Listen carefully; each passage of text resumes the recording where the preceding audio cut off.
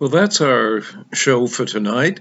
This has been the 2021 edition of Bloomsday in Detroit, an old Detroit tradition by now, since we've been doing it for some 26 years. It's really amazing that we've gone on so long, and we've survived the pandemic. And in fact, I think we even profited from it in that we could invite people from countries that never could participate before, and even individuals in both the Detroit area and in the United States. So I want to thank all the participants, wherever they may be in whatever time zone, for their contribution, because what we do in Detroit is unique because we do it ourselves. We don't employ actors. We don't offer bribes of food and publicity and drink. They're all available, of course. And next year, when we gather together in person at the Gaelic League, I certainly hope we all indulge in all three. But again, we've made a virtue out of necessity. And really, it's all thanks to Jim Perkins. Jim heroically has carried this on for 2 years. He is the one who has gathered people together. He is the one who's done the editing. He's the one that put it all together. So I think we all owe an enormous debt of gratitude and thank you to Jim for what he has done. You know, I've been reflecting a bit.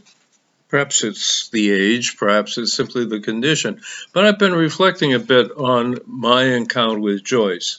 And I first read Ulysses when I was 20, long time ago.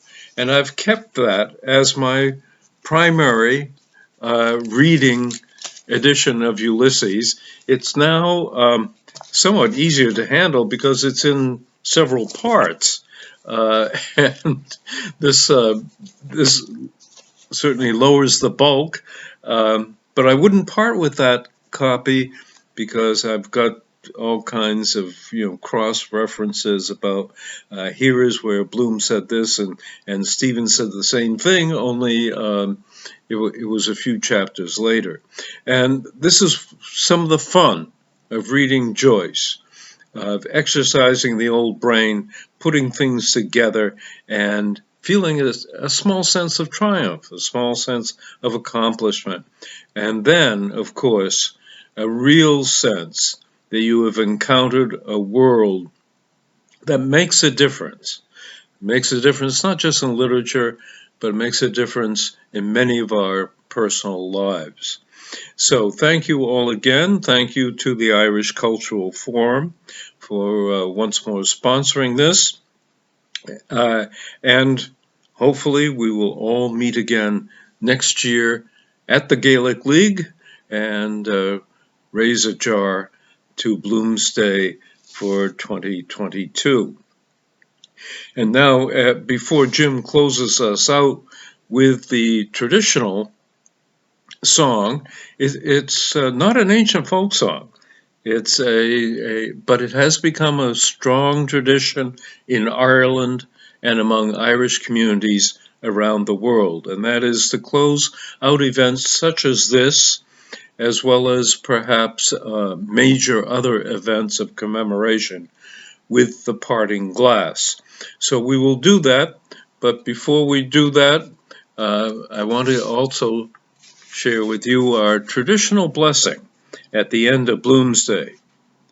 May there always be work for your hands to do. May your purse always hold a coin or two. May the sun always shine on your window pane. May a rainbow be certain to follow each rain. May the hand of a friend always be near you. May God fill your heart with gladness to cheer you. Stay safe, all right? And we'll be together next year to celebrate Bloomsday in Detroit.